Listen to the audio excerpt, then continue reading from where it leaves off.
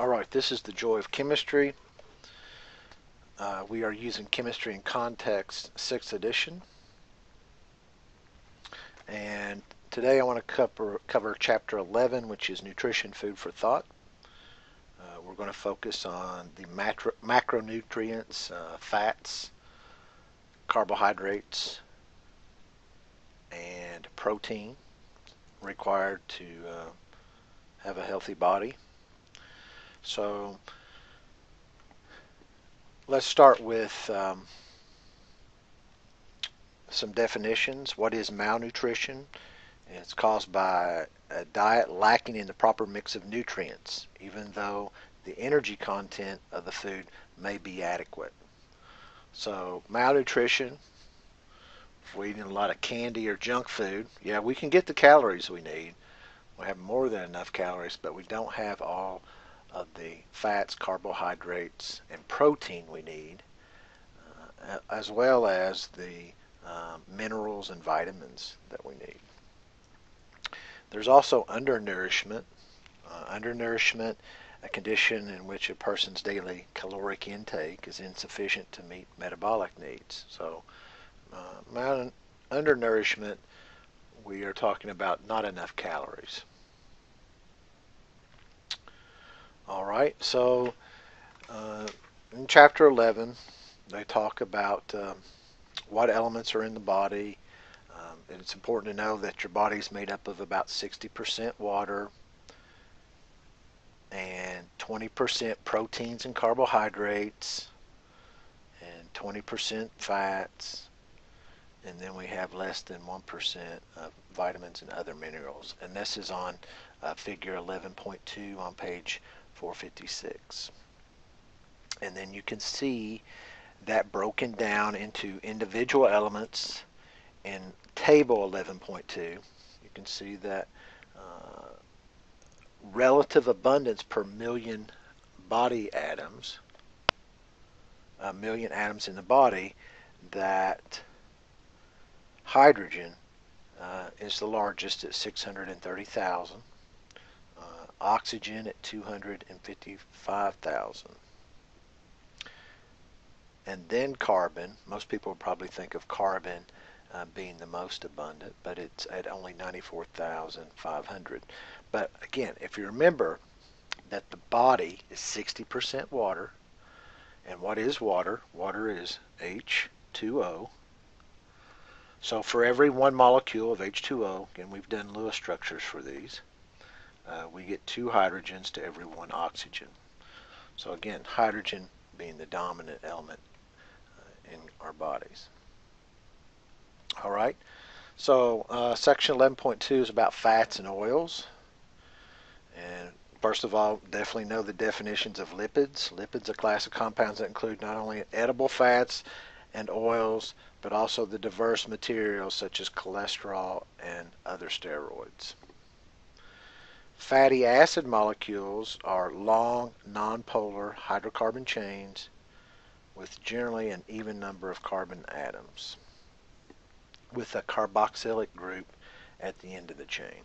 So what they're saying here is if we look at something like this compound,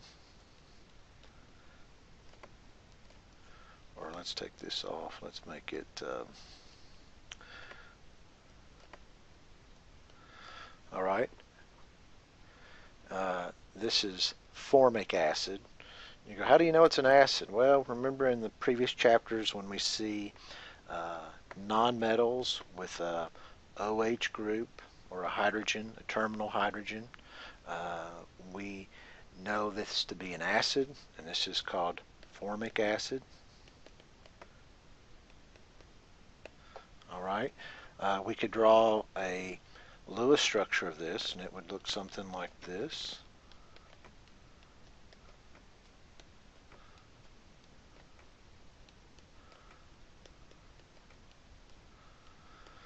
All right, and you go, how do I know that that's the correct Lewis structure? Well, again, the quick way to check is everything should have 8 electrons around it, the octet rule. Other things you should look at is count up your total number of valence electrons in this compound. So this carbon has 4. Each hydrogen has 1, but there's 3 of them, so that's 3 times 1. plus another 4 for the carbon, plus 6 for the oxygen, plus 6 for the oxygen, plus 1 for this final hydrogen. So we have 4 plus 3, which is 7. 7 plus 4 is 11. 11 plus 6 is 17. 17 plus 6 is 23. 23 plus 1 is 24. So let's see if we have 24 electrons in our structure here. Well, there's 2, 4, 6, 8, 10, 12, 14, 16, 18, 20. You go, where's the other 4 go? Well, if we go back up here and look at this oxygen, we should have 2 lone pairs or 2 non-bonding pairs on that oxygen there. All right? So it's important that you do this counting of the valence electrons because it's easy to make a mistake. But between that and remembering the octet rule, you'll probably catch those mistakes and won't continue that mistake forward. Now, another thing we could do here, we could actually look at the structure. We know that carbon takes a tetrahedral type shape, and I don't really expect you to be able, I'm not expecting you to draw all of these, but it does help. So here's the methyl group, and then we have a double bonded oxygen, and then we have another oxygen here. And if you look at this oxygen, there's 2 non-bonding pairs and 2 bonding pairs. So what happens here is it's kind of like this is a non-bonding pair, maybe a non-bonding pair out here, and then a non-bonding or a hydrogen in the background here. So this is kind of what the structure would look like in 3 dimensions, with each one of these angles being approximately 120 degrees, and these angles between the hydrogen, carbon, hydrogen being about 109.5 degrees for the tetrahedral. And then between this carbon and this hydrogen here and here, because of the lone pairs, we would expect the angle between the carbon, oxygen, hydrogen to be around 104.5. And again, that's just an approximation. It's based off of the 109.5, the tetrahedral framework, but these 2 lone pairs cause the 2 bonding pairs, this bonding pair and this bonding pair, to close in closer together. All right. So we see structures on page 458, and we can simplify this somewhat. Sometimes you'll see a carbon, carbon, oxygen with a hydrogen on it like this. All right, and then you'll see maybe something like this.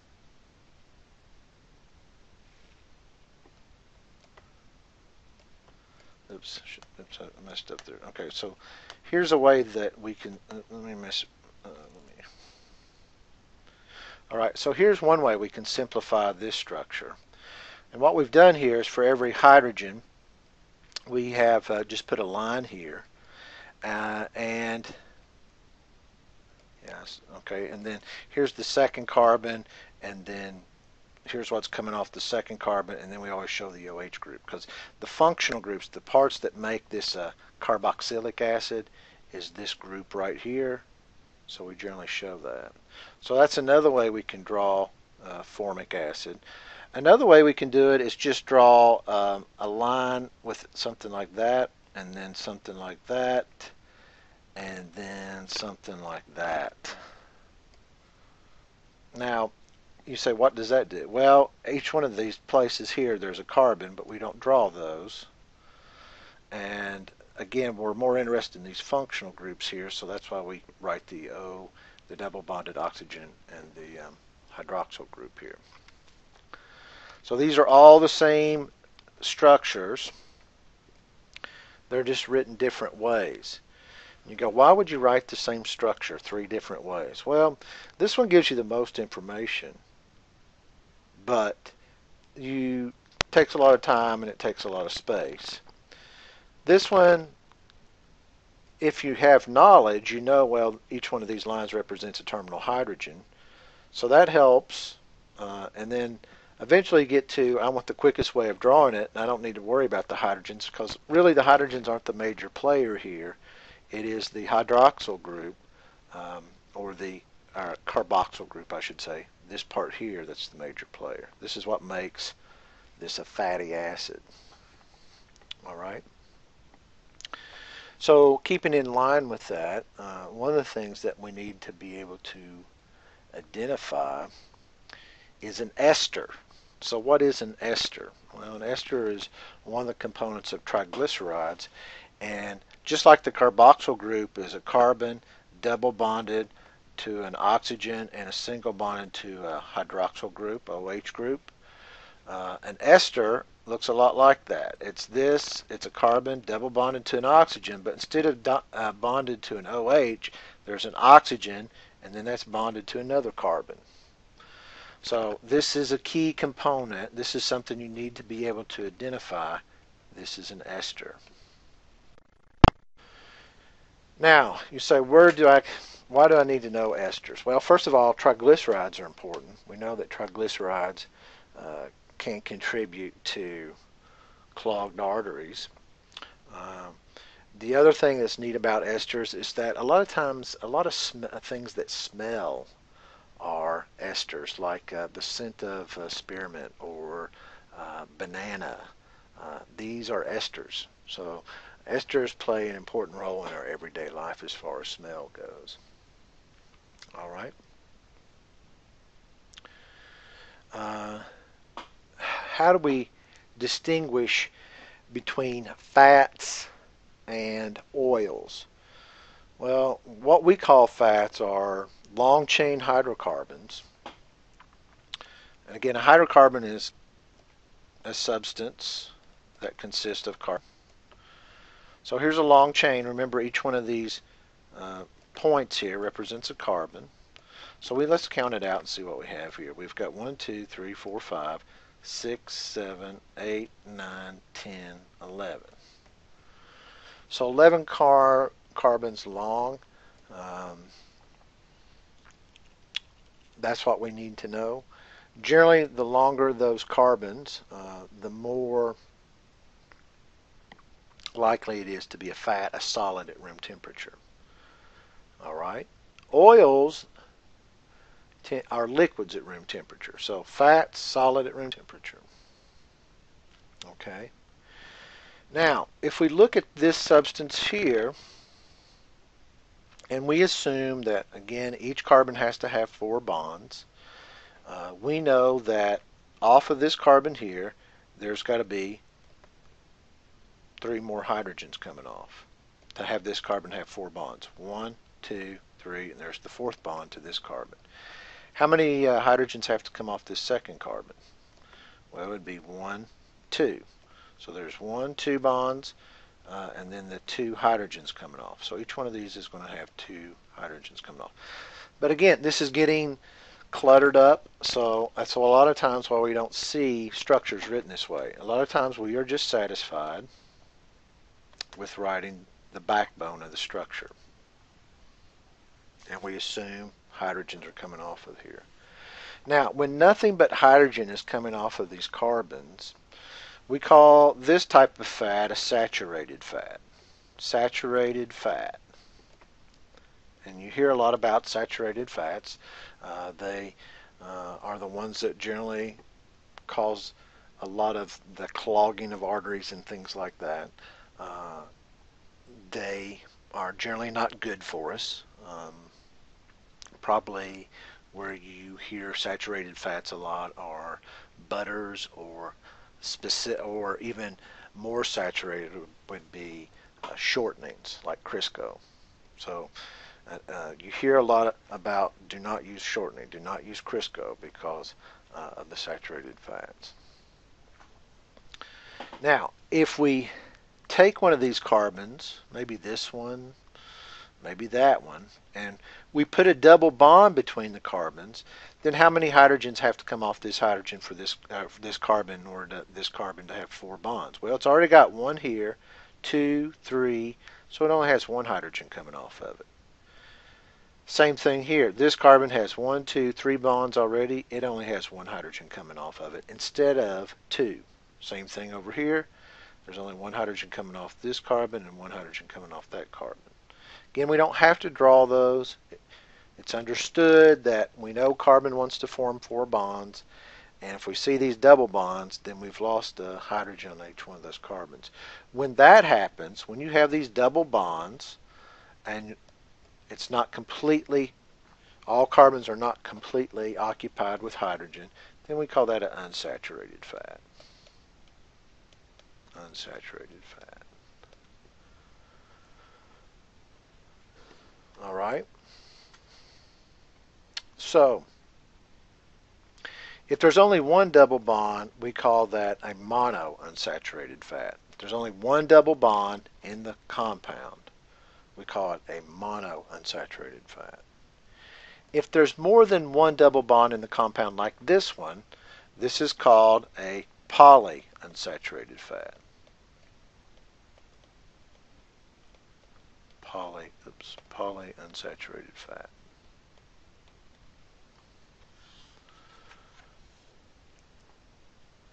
So on page 460, they show us examples of both monounsaturated and polyunsaturated fats.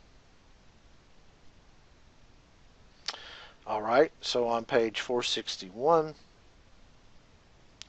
they go through a list of oils. I like the figure 11.7. It shows you the distribution of saturated, monounsaturated, and linoleic acid, and alpha-linolenic acid, and others. And so, okay, you go, oh, I like butter. All right, well, butter is towards the bottom. It's got 7.2. How do we read that? Grams of fat per tablespoon that are saturated. So be able to read these graphs. That's important. So you look on the y-axis, it has the different fats, and then and oils. Remember, oils are liquid at room temperature. Fats are solid at room temperature. And you guys can tell by looking at this, like, you know that butter is a solid at room temperature. You know lard's a solid at room temperature. You know maybe olive oil. You know that's a liquid. Canola oil, peanut oil, all of those are oils because they are liquids at room temperature. But butter has 7 point, and then you look at the x-axis, it says fat, grams per tablespoon. So for a tablespoon of butter, you have 7.2 grams of saturated fat. So maybe you've heard that canola oil is supposed to be a good oil to cook with, or flaxseed oil, or sunflower oil, or corn oil, or olive oil. Notice all of those oils are liquids at room temperature, and they have a lot less saturated fat. Now, you probably are wondering, how does saturated fats, what's the relationship between saturated fats and unsaturated oils? Well, when you don't have as many hydrogens in these long chain hydrocarbons, then, well, let's look at it. Okay, so we have this polyunsaturated fat here. Oops, here. This is polyunsaturated, what I have written here. All right. But remember, saturated fat, you would have 3 hydrogens off this, 2 hydrogens off this carbon, 2 here, 2 here, 2 here, 2 here, 2 here, 2 here. And if this is the terminal one, you'd have 3 there. So, with all these, this is a saturated fat that I've drawn here. And if you have these saturated fats in close proximity, they tangle with one another. So if I have another saturated fat here, these hydrogens tangle with these carbons, and we get these molecules sticking together. So that's why saturated fats tend to be solids at room temperature. Each one of these molecules of fat, or we'll call it fat, stick together and they form a solid at room temperature. Whereas the unsaturated fat has less hydrogens coming off the carbons, and so they tend to allow each one of the molecules of fat to flow over one another, and they are liquids at room temperature. All right. So we hear the we hear the downside to lard, but if you look at butter, butter has more saturated fat than lard has.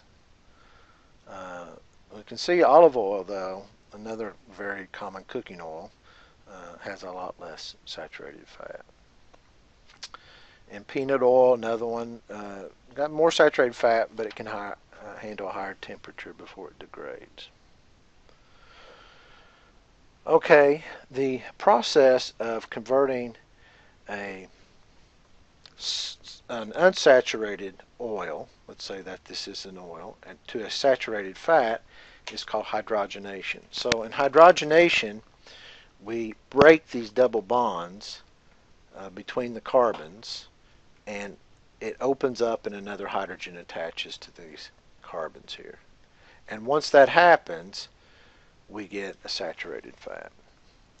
So that's how Crisco has made a lot of money. They have oil, they flow it through a reactor, which has a platinum catalyst, and they charge that catalyst with hydrogen. When this oil flows over this charged platinum catalyst, it breaks all these double bonds, and out the other end comes the saturated fat Crisco. Now it's a liquid. They pump it into the canister, but as it cools to room temperature, it hardens up and we get shortening.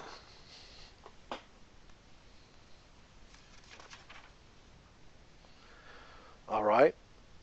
So I hear a lot of negative press about cholesterol. We hear that cholesterol clogs the arteries. And that's true. I mean, we can have too much cholesterol in our bodies and it can cause damage. But we do have to have cholesterol. Some people think, oh, cholesterol's so bad, I don't want any cholesterol in my body. No, you want cholesterol. Cholesterol is what helps lubricate your joints. It is important. It shows us it is a type of steroid, and you know that steroids can also reduce inflammation. So don't think that cholesterol, all of it's bad. You do need some cholesterol.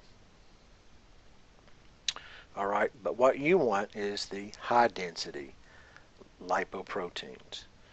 The HDLs are the good ones. They transport cholesterol, more effective at transporting cholesterol than the HDL. I mean, HDL, high density lipoproteins, do a better job transporting cholesterol than low density lipoproteins. So when we're looking at your cholesterol levels, we're always looking at HDLs and LDLs. HDLs are the important transporters. LDLs start not transporting the cholesterol as well, and we start getting a buildup of plaque, which the plaque is these fatty deposits generally on the inside of our arteries are the ones we're most worried about. So this first part has been nothing more than about fats. Fats, again, are a macronutrient. We have to have fat. If we don't have any fat, we'd be in trouble too. So fats are important. The thing to remember about fats, there's about 9 calories per gram of fat. So when we start talking about exercising and burning off calories, fats require, they store a lot more energy. 9 calories of heat energy. Let's remember what a calorie is. It's the amount of heat required to raise 1 gram of water 1 degree Celsius. Fats have 9 calories per gram, which is over double what the number of calories per gram is for carbohydrates or proteins. All right. The next section, 11.3, is about carbohydrates. Now, carbohydrates are compounds that contain carbon, hydrogen, and oxygen. And the last 2 elements always have have a ratio of 2 to 1. So when we look at carbohydrates, we're looking at compounds that have carbon, hydrogen, and oxygen, and it's 2 to 1. It's C6H12O6. So 2 to 1 ratio between hydrogen and oxygen, which is also the same ratio that's found in water. So that's kind of interesting. If you look at water, it's 2 parts hydrogen to 1 part oxygen. Carbohydrates is what we generally think of in terms of energy. A lot of times when you're drinking some energy drink, it's going to have either a lot of stimulant in it, like caffeine, but it's also generally going to have a lot of sugars in it, because we know that we can derive energy from sugars. All right. So there are single sugars called monosaccharides, and there are double sugars, which is 2 monosaccharide units bonded together, and we call those disaccharides. So fructose and glucose both have this chemical formula, C6H12O6. A disaccharide is like the table sugar that you eat. Table sugar, like sucrose, is where 2 monosaccharides bond together and form a disaccharide. All right. So what does glucose look like? Well, it's a chain. All right. So here's this hexagonal chain, and we have carbons at most of these corners, but in this corner we have an oxygen.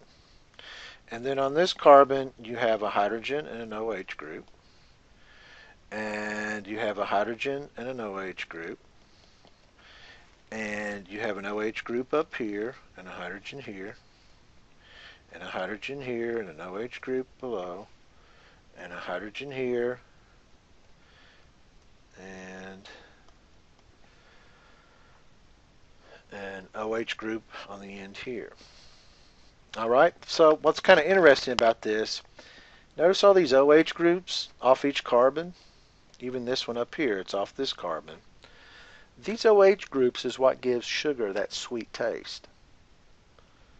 So you may be saying, well, I know that bases are really bitter, like sodium hydroxide. Wouldn't this be bitter because it's got all of these OH groups just like a base, sodium hydroxide? But the difference here, this is a metal with a hydroxyl group. This is a non-metal with a hydroxyl group. So these have totally different chemical properties than something like this, a metal with a hydroxyl group. So this would be alpha glucose, and we could also have a beta glucose where on this first carbon this is flipped. This OH and H are in different places, which causes which again probably has the same taste, but we have a way of describing these different glucoses. All right, so then you say, well, what does sucrose look like? Well, sucrose looks a lot like glucose, but the difference is, remember, sucrose is a disaccharide. So what happens is that on this carbon, so let me kind of do the same thing. There's carbon here, carbon here, carbon here, carbon here. There's a CH2OH group here. All right. And then we combine, and on this one, again, I don't want to draw all these. There's an H on, let me just kind of show you what's going on here. There's an H and there's an OH on each one of these carbons. So on this carbon here, to make it alpha, we got a hydrogen here and a hydroxide here, or hydroxyl group here. Not hydroxide, hydroxyl. All right. And we're going to combine that with another sugar. This is going to be fructose or fructose, either way you want to say it. Most people say fructose, I think, but and it looks like this. So you notice these are the same groups here. That's not drawn very well. And then you've got the OH group. And then again, the rest of these, well, okay, let me do this too. This one out here on this end has that group. But the rest of these have the HOH groups on them. Oops, oxygen here. Oxygen, not a hot carbon. So what happens is this OH group leaves this monosaccharide, and this hydrogen leaves that monosaccharide. So we got glucose, fructose. All right. So these two things react, and I'm not going to redraw the entire structure. I'm going to do this. There's the glucose. And the carbon here bonds to an oxygen, that oxygen there, and then that's bonded to this cyclopentyl group here, like that. All right, and then the other product we get here is water. So what we have done here is we have moved from monosaccharides to a disaccharide. Glucose, fructose combine, and we get sucrose.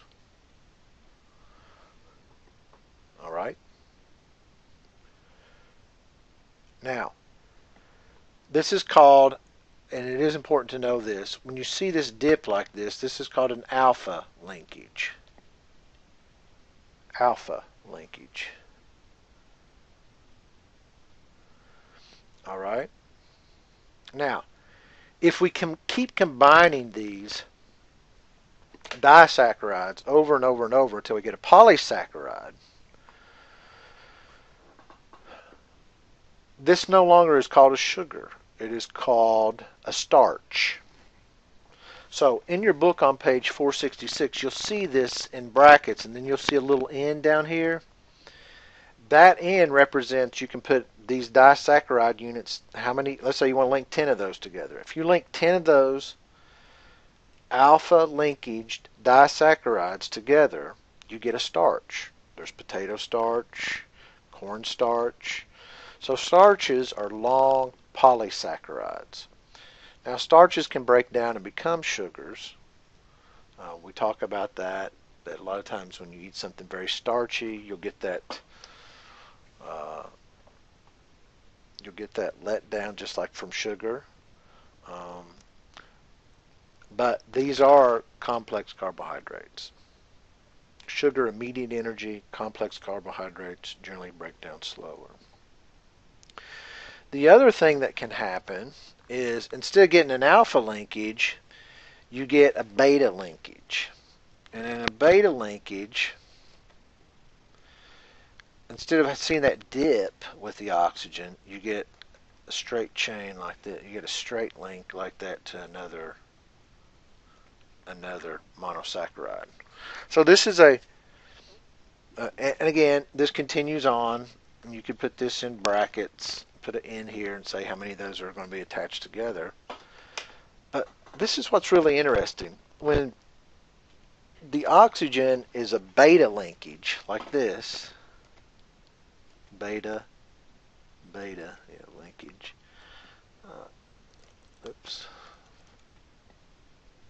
Beta linkage. This is called a cellulose. And the cellulose is what gives the plant the structure to grow. It's woody. It's what makes up a tree. Tree cellulose is what gives it the structure to become a tree. Just like cellulose is what gives grass its ability to stand up as a blade of grass.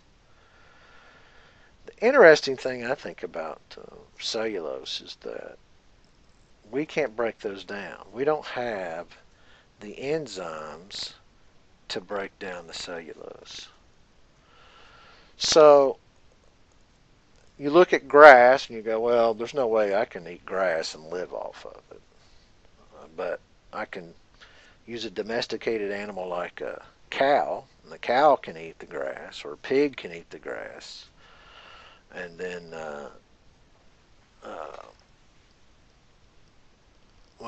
let's see. I don't know about a pig. Actually, a pig, no. It's got to be a cow. It's got to be something that's a ruminant that can digest it, digest the grass. I don't think a pig can actually do that. I think a pig's opposite of that. Pig's more like us. So we depend on a cow to eat the grass, and then the cow generates muscle, which we eat as meat. So we can't digest the cellulose. Same thing, termites. Termites can eat wood and break it down, but we can't eat a piece of wood and survive off of that.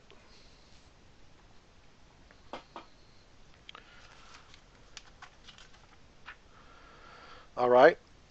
So, big thing about carbohydrates, 2-to-1 ratio between hydrogens and oxygens. So, again, if this is C20, H40, O20, that's H40, 40. I don't know what that would be, but it'd be some humongous sugar, right? There are monosaccharides, individual sugars, and there are disaccharides where we have some linkage, alpha linkage between the monosaccharides. And those linkages can be multiplied by n number of times, and we can get polysaccharides.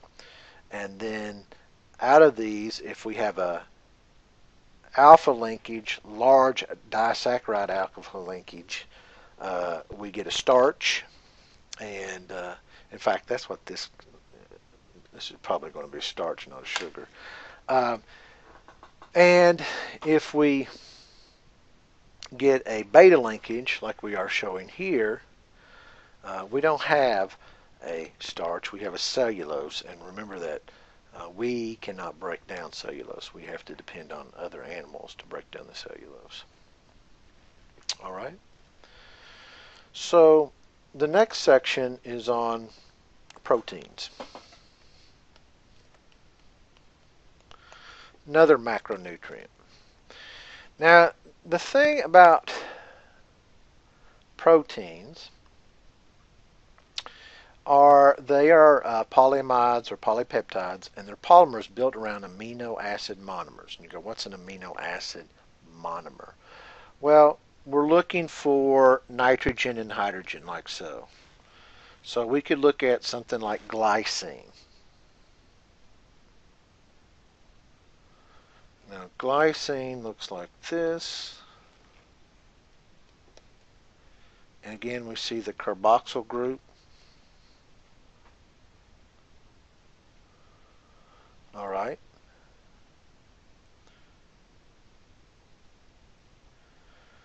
And this would be glycine, which would be an amino acid. All right, so we start changing this group here. What signifies a protein is this and this. If we knock the hydrogen off and substitute in for it a methyl group, it's called alanine. If we knock the methyl group off and we put in another carboxyl group, like so, it's called aspartic acid. So again, what we're doing here, knock off the hydrogen, add a methyl group called alanine, an amino acid. Knock off this, and now we're adding a carboxyl group, which remember that is an indication of an acid. This is now called aspartic acid. All right.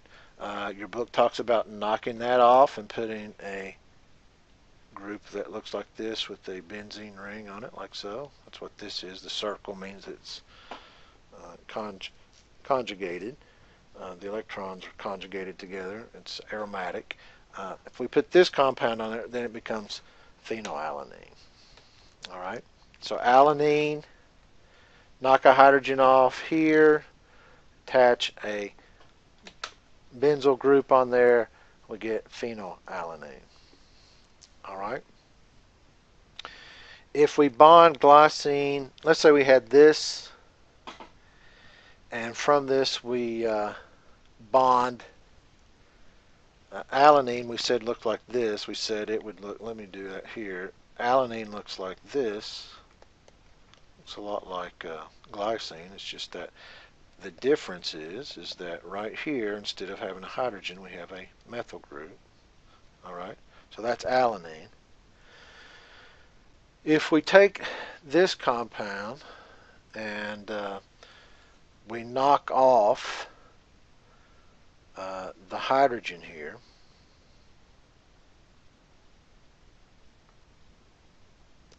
off of the glycine, and then we knock off one of the hydrogens off of the alanine so that these two things can bond, we get a dipeptide. So these are called peptides or amino acids. Through a reaction, we get a dipeptide.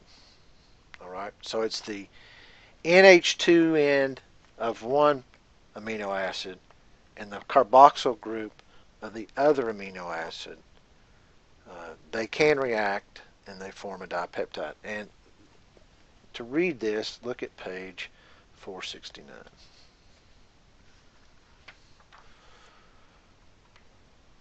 All right. So proteins are important. They are what are considered the building blocks of our bodies. We have to have proteins to repair muscle.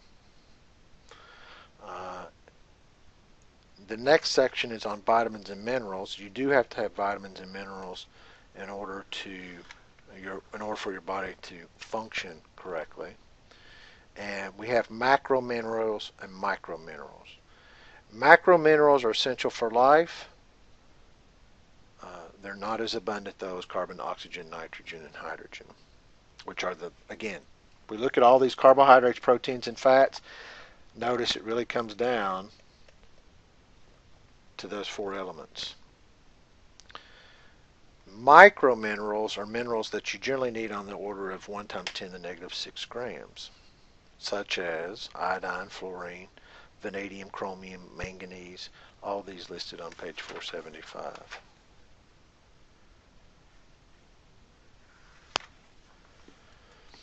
All right, I'm going to stop here.